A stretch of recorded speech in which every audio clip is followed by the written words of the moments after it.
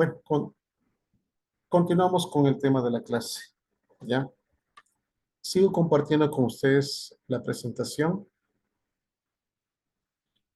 y teníamos aquí algunos conceptos básicos.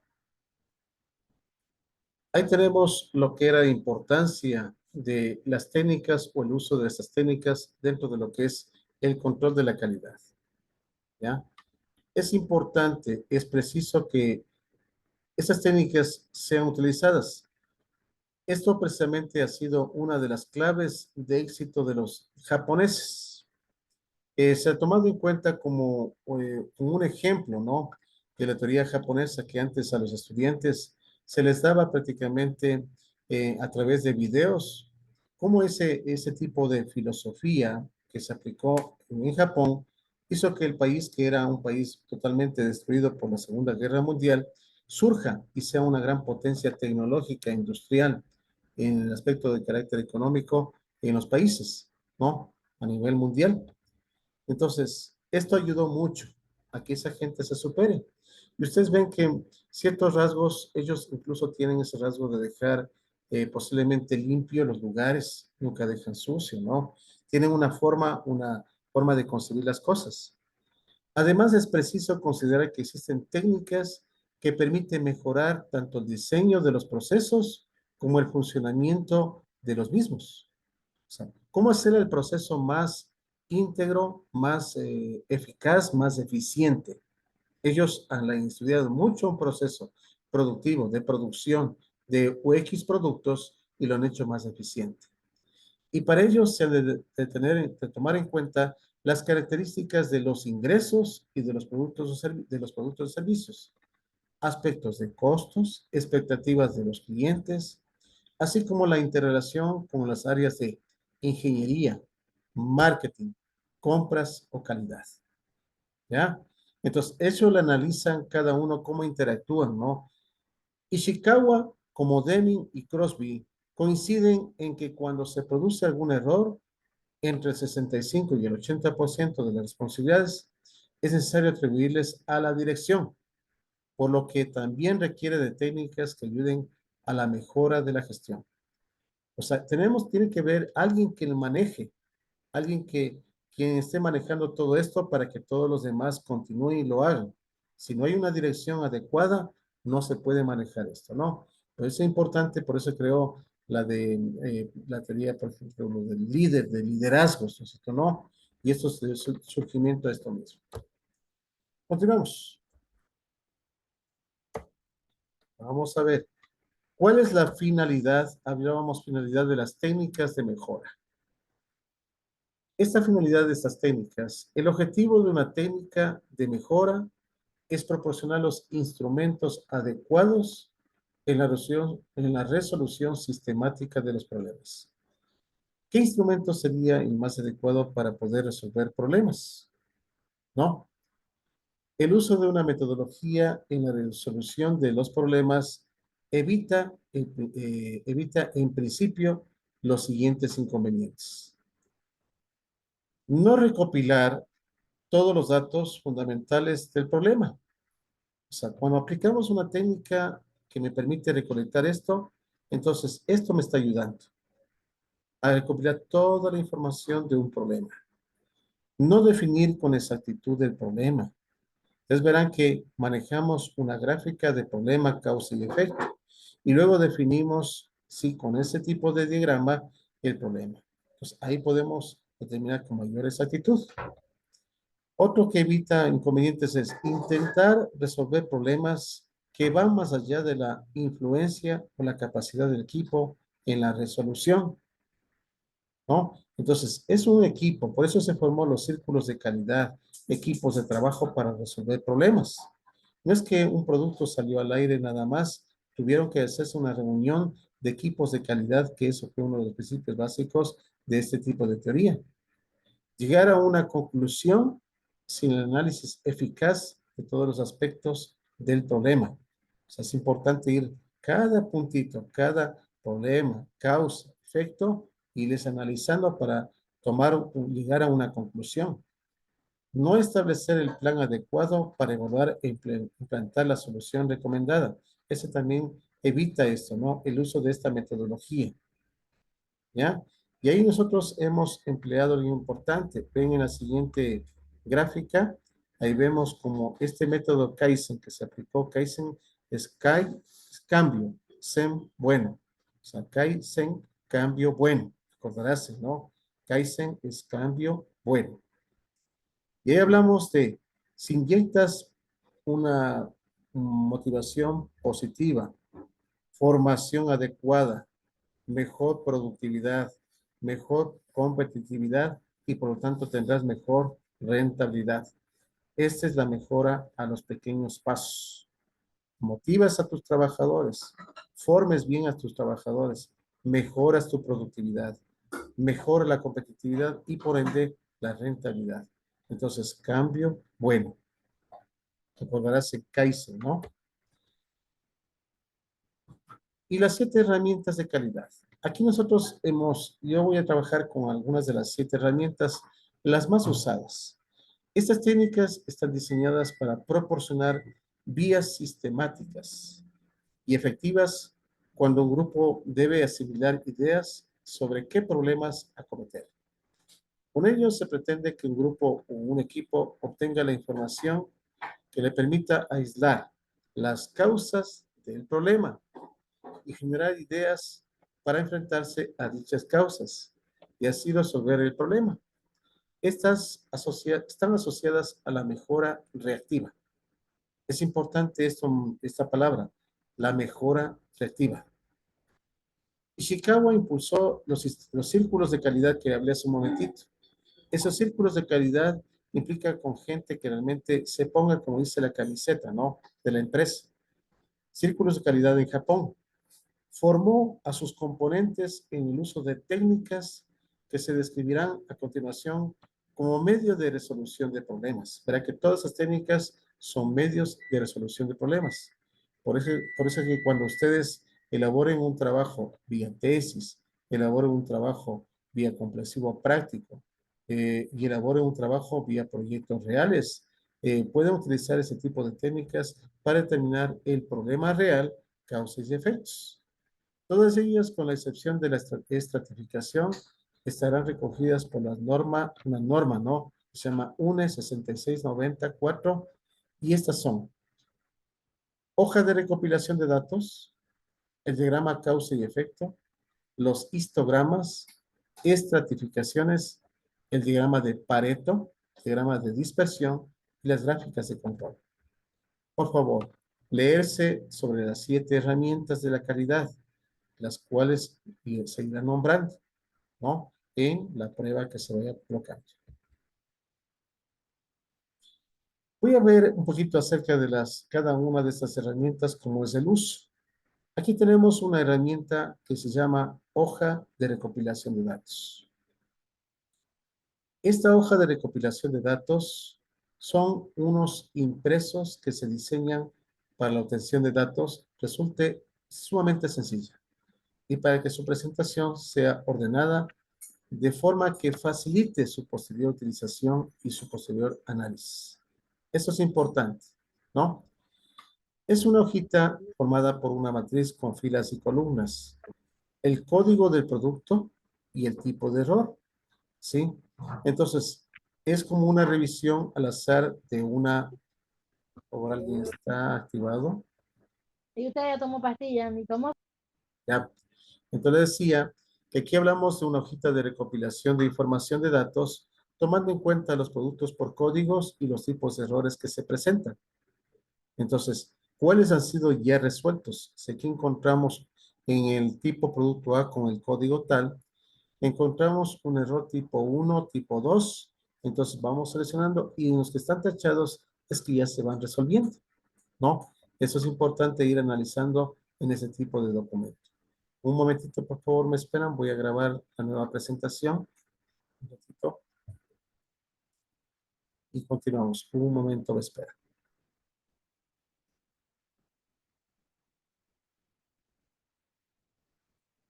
Un ratito.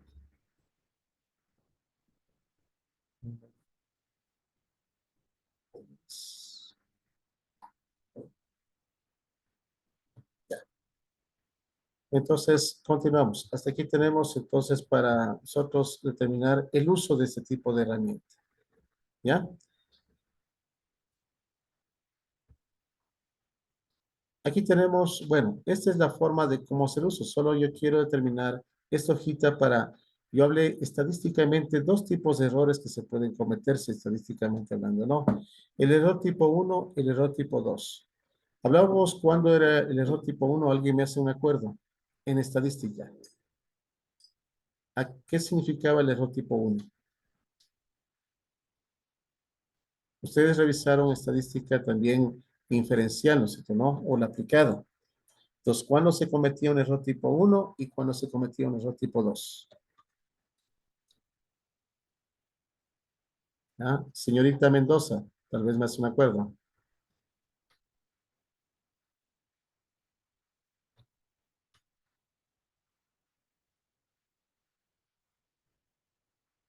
Señorita Mendoza, se encuentra por ahí. Si no, voy cerrando. ¿Sí? Sí, profe, estoy aquí, Yes. pero no. Ya, no se acuerda. Muy bien. Señor, ¿qué me dice, señor Valdés? ¿Qué era el error tipo 1? No me acuerdo. No se me acuerdo, no. Verá que, bueno, yo no les he dado estadística, pero es estadística 2. Les hago un acuerdito. Cuando hablábamos del error tipo 1, hablábamos de que nosotros aceptamos un producto como bueno, siendo malo. El error tipo 2, en cambio, es rechazábamos un producto que aparentemente era bueno, pero al final resultó lo contrario. ¿Sí? Entonces, eso es lo malo. Aceptar algo por bueno, siendo malo. Esos son los errores que se cometen, error tipo 1 y error tipo 2. ¿Sí? Eso hay que tomar muy en cuenta. Vamos a continuar. Me paso un poquito acá. Aquí tenemos el diagrama de causa-efecto. ¿Sí? Este diagrama de causa-efecto, ¿de quién era el autor? ¿Alguien me puede decir? ¿Quién es el que elaboró este diagrama de causa y efecto? Y hace un momentito hablé de él. ¿Quién fue los de los autores que nosotros hace un momentito nombré? Ishikawa. Eso, muy bien, correcto. Entonces, este es el diagrama de causa y efecto. Ven que en la parte central tenemos justamente el efecto. Y ven que en este tipo de, hablemos, que las ramificaciones que están, ¿no? Tenemos las causas principales y cada uno tenemos las causas secundarias, ¿sí? En cada causa. Por eso es importante determinarlo. Ahí estamos nosotros determinando la causa y el efecto, que es el problema principal. El diagrama de causa y efecto es conocido también con los nombres de diagrama de espina de pescado, diagrama de espina de pescado, por la forma que adopta la mencionada herramienta, o el diagrama de Ishikawa, debido a su creador que tenemos, el nombre como lo dice, Kaoru Ishikawa. Es una representación gráfica que organiza de forma lógica y en orden de mayor importancia las causas potenciales que contribuyen a crear un efecto o un problema determinado. ¿Sí? Aquí vemos en esta representación gráfica, a manera del pez que decía, el problema, las diferentes causas que tienen, ¿no es cierto? ¿No? Y dentro de cada causa hay otras subcausas o causas secundarias, ¿ya? Entonces, eso va a haber algún ejemplo que tendrían que aplicar, por favor. Continúo. El diagrama causa-efecto, ¿cómo se desarrolla? Para la construcción de este diagrama de este tipo se siguen los pasos descritos a continuación. Primero, definimos de forma clara y concisa el efecto o el problema, objeto de análisis, y escribirlo en la parte derecha de la flecha que constituye el eje central del diagrama y recibe el nombre de flecha principal, en la flecha principal. El siguiente paso, determinar los factores o causas principales que pueden provocar el efecto. Escribirlos al principio de las flechas que contribuyen de forma inclinada en la flecha principal. Son destacables a título orientativo los siguientes puntos. En los problemas de fabricación se usa con cierta frecuencia las 5 M's en un problema. Verá que eso es como parte cuando redacten ustedes. Dice las 5 M's: mano de obra, maquinaria, materiales, métodos de trabajo y medio ambiente. O sea, ese podemos colocarles justamente en los problemas de fabricación, se usan con cierta frecuencia. Si hay un problema de fabricación, le colocamos en esas ramificaciones las 5 M's. Eso es posiblemente puede ser uno de los factores causantes. En los problemas de servicios, en cambio, ¿no? Son de utilidad para colocar en esa ramificación personal, suministros, procedimientos, puestos de trabajo y clientes, ¿no? Eso se los podemos colocar cuando sean de un problema de servicios, ¿ya? Seguimos un poquito más. También puede utilizarse la tormenta de ideas o brainstorming. ¿Han escuchado ustedes este tipo de técnicas? Decía en clase anterior, les explicaba que el brainstorming o tormenta de ideas es fundamental para nosotros clasificar, obtener la idea principal, sean en temas incluso cuando quieren emprender un negocio, ¿no? Pero ese tipo de ideas salen de qué? Surgen de una necesidad o de un problema que tenga cierto tipo de objeto de estudio, de un sector, un barrio, ¿no? ¿Ya? Entonces, los que se interesen en trabajar en esto, va a ser una herramienta de trabajo para ustedes incluso. O cualquier proceso lógico para identificar estos factores principales. C. Cada una de estas causas o factores principales está motivado a su vez por otras causas que reciben el nombre de causas de segundo nivel. Estas causas se escribirán al inicio de las flechas paralelas a las flechas principales, las cuales terminan en la flecha de la causa principal correspondiente, en causa principal y causa secundaria. Y por último, el proceso continúa descendiendo el nivel de causas hasta encontrarse con las causas más probables. Para cada nivel se van identificando las posibles causas de cada factor. Lo que ustedes como hablemos como profesionales, ¿no? Cuando elaboren esto, ustedes determinan cuáles de esas causas son los que están determinando el efecto y tienen que hacer una consulta basándose en una metodología de la investigación. O sea, tienen que investigar, ¿no es cierto? ¿No? Y ver cuáles de esas causas o esos factores causantes son los que están provocando ese efecto. Luego, una vez que hemos obtenido el diagrama, es importante hacer un análisis de esa causa y efecto. Una vez que se ha finalizado el diagrama, se deben seleccionar las causas más probables y establecer un plan de actuación para confirmar que son datos reales y no solo una disposición ordenada de teorías. Para su correcta interpretación es necesario que todos los factores, el efecto y las causas estén bien definidos, que no sean demasiado generales ni excesivamente ambiguos e induzcan a una confusión. Por eso es importante que si yo pongo una causa que sea relacionada con el efecto, no a otro elemento. Por este motivo, antes de iniciar la fase de confirmación con los datos reales, se deben verificar que el diagrama siga una lógica leyendo cada cadena de causas en dirección al efecto. Este diagrama es muy útil cuando se ha realizado una sesión de tormenta de ideas, que han dado como resultado una gran cantidad de ideas dispersas, pues permite mostrarlas de forma estructurada. Cuando usted indica esta gráfica, tiene que estar bien con lógica cada causa en relación al efecto, ¿no? Aquí habíamos colocado un ejemplo de una empresa en San Lorenzo. Va a continuar con el proceso de mejora de sus actividades y en primer lugar desea encontrar las causas no asignables que ocasionan un gran número de, aquí ponemos piezas defectuosas que tienen que ser rechazadas. El director de producción ha decidido mantener una reunión con sus técnicos para averiguar dónde se esconde el problema.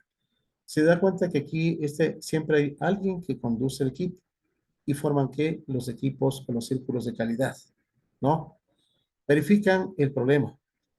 De dicha reunión se obtuvo un diagrama de causa y efecto que representaba un conjunto de factores que podían estar involucrados en el problema detectado. ¿Cuál será el posible diagrama obtenido? Aquí nosotros vamos a ver que Hemos determinado las causas principales para la realización del equipo por el equipo de trabajo en un proceso lógico para una lista de teorías sobre las posibles causas del problema. Como resultado de las posibles causas principales, tenemos las siguientes. Una, control deficiente, desorganización en la producción y deficiencias estructurales. ¿Cuál es el efecto o el problema? Alto número de piezas defectuosas. Eso dice que está pasando. Existe un alto número de piezas defectuosas provocado ¿por qué? Por la falta de un control, o les llamamos control deficiente, por la desorganización en la producción, o por las deficiencias de tipo estructurales. Entonces ya tenemos, cada una de estas van hacia la línea principal donde está el efecto. Y hablamos con lógica, ¿no? Así estamos elaborando el diagrama de causa y efecto. Apliquen ustedes posiblemente para un tema de una investigación. Vean un problema y vean cuáles son las causas que estén originando ese problema. Esa es otra de las técnicas que se utiliza. El equipo fue realizando el diagrama según los pasos escritos. Definió el problema, el efecto, alto número de piezas defectuosas. Esa sería la línea principal. Y luego completamos cada una de esas causas que hablamos hace un momentito. Tuvieron también subcausas o causas de tipo secundarias. Pongamos un ejemplo, dice aquí, en control deficiente fue la falta de atención, tiempo de control insuficiente o la ausencia de técnicas estadísticas. Eso provocó como causas o subcausas en la causa que fue el control deficiente. Si hablamos como otra de las causas, desorganización en la producción, las subcausas fueron tiempo de operación ajustado, ausencia de procedimientos, absentismo de los trabajadores. Y en lo que se refiere a deficiencias estructurales, falta de información, inestabilidad en el empleo, indefinición de funciones a los trabajadores. Entonces, estos posiblemente fueron las subcausas. Hasta aquí tenemos una de ellas que hemos trabajado. Sí, voy a dejar de compartir y vamos a ver con uno de los ejemplos. Sí, voy a compartir entonces, pero estamos volviendo un poquito a repetir sobre estos elementos que son importantes. Voy a colocarme aquí uno de los ejemplos que hicimos en clase. Un momentito, por favor. Déjame revisar un poquito el ejercicio que lo hicimos. Ya. Primero voy con una partecita que es importante y le recalcando. Ya. Aquí les comparto otra presentación sobre este diagrama. Aquí tenemos un diagrama de causa y efecto utilizado comúnmente en el control de calidad. Se le conoce también como diagrama de Ishikawa. Nuevamente vuelvo a repetir, ¿no? Es un tipo de herramienta que ayuda a identificar, clasificar y poner de manifiesto posibles causas, tanto problemas específicos como problemas de calidad. ¿Cuándo es utilizado? El diagrama de causa y efecto se utiliza para identificar posibles causas de un problema específico. La naturaleza gráfica del diagrama permite que los grupos organicen grandes cantidades de información. Por eso hablamos una tormenta de ideas sobre el problema y determinar exactamente las posibles causas. Finalmente aumenta la probabilidad de identificar las causas principales. Ventajas. Una es que permite que el grupo se concentre en el contenido del problema, no en la historia del problema ni en los distintos intereses personales de los integrantes del equipo, más se concentren en el problema. Ayuda a determinar las causas principales de un problema o la causa de las características de calidad, utilizando para ello un enfoque de tipo estructural. Estimula la participación de los miembros del grupo, permitiendo así aprovechar el conocimiento de cada uno de ellos que tiene sobre este tipo de proceso. Y por último, incrementa el grado de conocimiento sobre el problema. Aquí tenemos un ejemplo de este tipo de diagrama Veamos el efecto o el problema. La torta se quema en el horno. Sí, ese es el problema. Entonces, ¿cuáles serían las causas, no, principales? Uno, hemos hablado del medio, las personas, el equipo, los métodos, los materiales. Esas son las causas. Veamos las subcausas. En el medio, cocina muy pequeña. ¿Ya? Otra, en las personas, tenemos pobre capacidad de lectura. No puede entender recetas. Existen barreras del idioma. Medidor mal instalado. ¿Ya? Otra, en métodos. Mezcla sin resolver. El precalentado por mucho tiempo. Horno sin enfriar del uso anterior a mayor temperatura. En equipos. Termostato roto. Falla en el horno. Válvula de temperatura errada. ¿Sí? En materiales. Recipientes equivocados. Error en el libro de la cocina. Instrucciones confusas. Estos pueden ser algunos de los elementos, ¿no?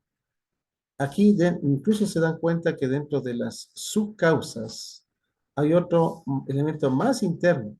Si hay un error en el libro de cocina, entonces internamente habrán instrucciones confusas. Entonces aquí estamos definiendo prácticamente un poco más ampliado, por eso es ampliar un poco más fondo, ¿no? Aquí tenemos otro, no puede entender recetas. Entonces, esa sería como la subcausa. Internamente habría pobre capacidad de lectura. No pueden leer muy bien. Existen barreras en el idioma. Ustedes imagínense, hay sectores comunitarios que hablan el quichua. Entonces, tiene que haber algún traductor, ¿no? Sobre ese tipo de recetas que posiblemente hable quien instruya en español y entonces ahí tienen un problema, ¿sí? Pues vemos cómo se fue ampliando aún más la cobertura de las causas frente a ese tipo de elementos. ¿Sí? La torta se quema en el horno. Y al momento que nosotros formulemos el problema, podemos decir que uno de los efectos o uno de los problemas es tal, la torta se quema en el horno. ¿Producto de qué? Ahí tenemos las causas. ¿Ya? Hasta aquí hemos utilizado este elemento. Después hablamos de este diagrama que estoy colocando aquí. ¿Sí? Bueno, entonces continuamos un poquito más. Estoy hablando sobre este tipo de diagrama. Veamos con el ejemplo, dejo de compartir y déjenme ver el ejemplo que hicimos en clase. Me parece que era ese mismo, ¿no? Déjenme un ratito de Pareto.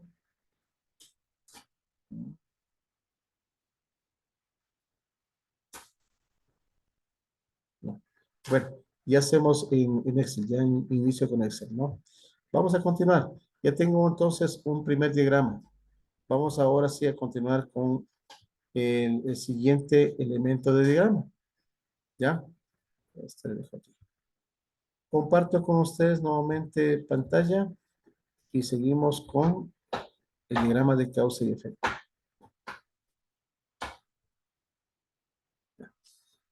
Compartimos pantalla.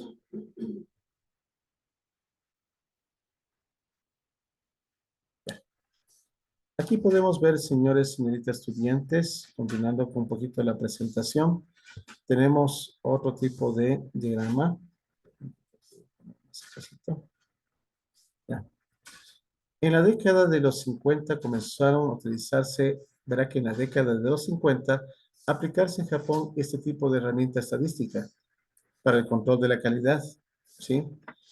Entonces, aquí nosotros utilizaremos ese tipo de, nuevamente repitiendo, métodos para mejorar la mejora continua y la solución de problemas.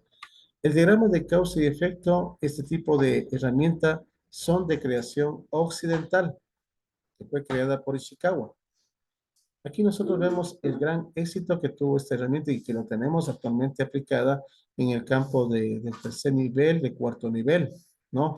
Para ser aplicada un amplio conjunto de problemas, ¿ya? Entonces, aquí, perdón que me voy a saltar, aquí está, ¿no? El diagrama de causa y efecto es una herramienta que ayuda a identificar, clasificar y poner de manifiesto posibles causas, tanto de problemas específicos como de características de calidad. Ustedes pueden trabajar en problemas específicos de un objeto de cualquier asignatura, de cualquier actividad, pero también en términos de calidad, características de un producto en calidad. Yo puedo poner un producto que quiero determinar la calidad que está provocando y cuáles son las causas. Y ahí tenemos nuevamente el resultante. Hemos hablado de la ventaja que se tiene de este tipo de diagrama, ¿ya? Y ahí tenemos justamente el ejemplo que acabé hace un momentito de indicales, ¿sí?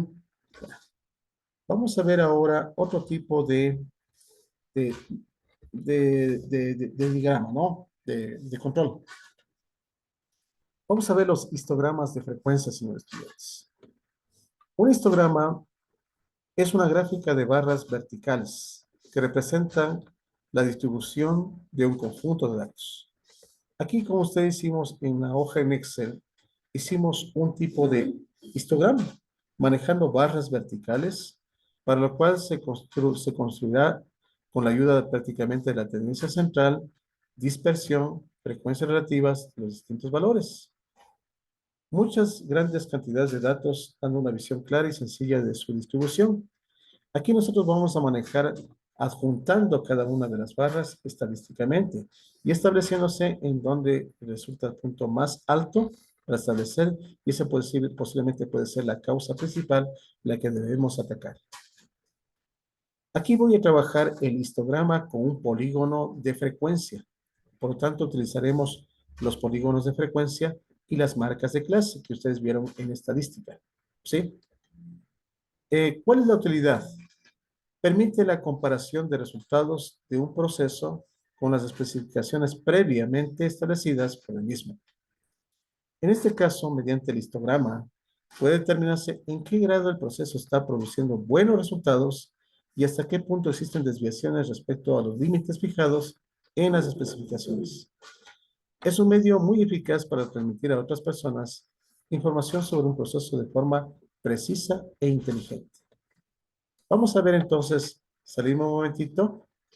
Voy a empezar con nuevamente a explicar en una hojita de Excel. ¿Sí? Estoy cerrando algo. ¿Ya? Después voy a ver esta. Aquí voy a abrir una hojita en Excel que teníamos. Y vamos a hacer este tipo de histogramas. Por favor, entonces, que nuevamente vuelva a explicar esta fase que es importante. Hasta incluso aquí mismo ha estado el documento que hicimos con ustedes a la par.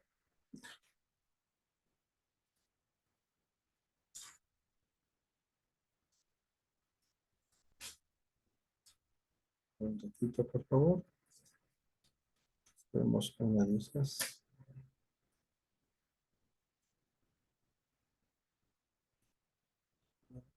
También voy a cerrarle. Vamos a ver luego el de Pareto.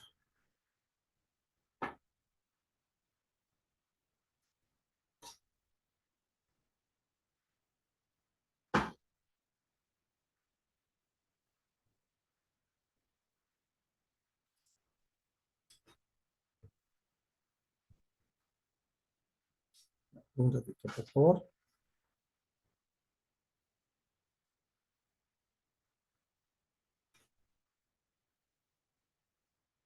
Ya, aquí tenemos. Ya, ahí sí podemos visualizar este tipo de diagrama que hicimos en clase. ¿Sí? El diagrama de causa y efecto estaba aquí colocado como en la parte de la línea principal habíamos colocado bajo nivel académico en la asignatura de control de calidad. ¿Sí? Entonces, este era el efecto o el problema. Y habíamos colocado en cada uno de los ejes las causas que originan este efecto. Docentes, conectividad a Internet, infraestructura y estudiantes. ¿Ya? Si hablamos en docentes, puede ser no preparados, no capacitados, la disponibilidad de tiempos. ¿Sí? En conectividad a Internet, no disponibilidad de medios tecnológicos. En infraestructura, no disponibilidad de infraestructura propia. Aulas no apropiadas. En estudiantes, no disponibilidad económica o distancias para recibir clases. Estas son las subcausas que pueden originar este gran efecto o problema. Por favor, entonces ustedes darán en cuenta que en la asignatura, en los deberes que tienen ustedes que hacer, tienen que haber aplicado esto. Ya vamos a conversar de los deberes después de lo que retornemos después de los 10 minutos de descanso. ¿Sí? Aquí tenemos un histograma. Me paso al histograma.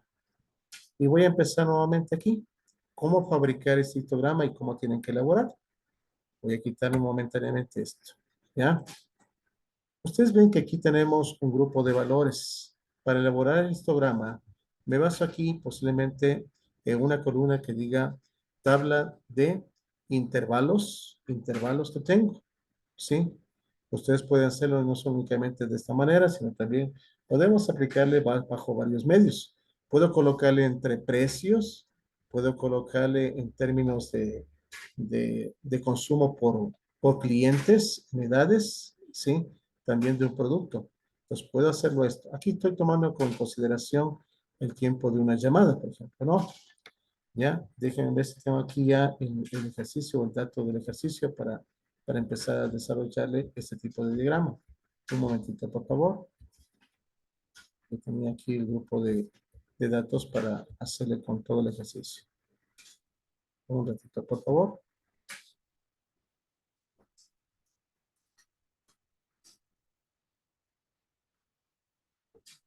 Los datos.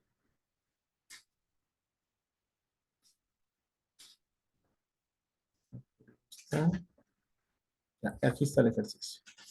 Vamos entonces a compartir para empezar a hacer en Excel. Por favor, déjenlo en vacío y yo voy a hacer otro ejercicio luego con ustedes aquí mismo sobre histogramas, que es importante que manejemos. Ya, antes de empezar, va a quedar un tiempito, menos de un minuto, por favor. Nos vamos a ingresar. Vamos a descansar hasta las 9:40. Vamos a hacer que se cierre este programa. Descansamos 10 minutos. Nos integramos a ver la última parte de estos ejercicios. ¿Estamos de acuerdo? ¿Sí? Entonces vamos a tener un descanso de unos 10 minutitos y nos volvemos a integrar dentro de un ratito. Se va a cerrar el programa para empezar con histogramas, hacer ejemplos. ¿Sí? Histogramas y diagramas de Pareto.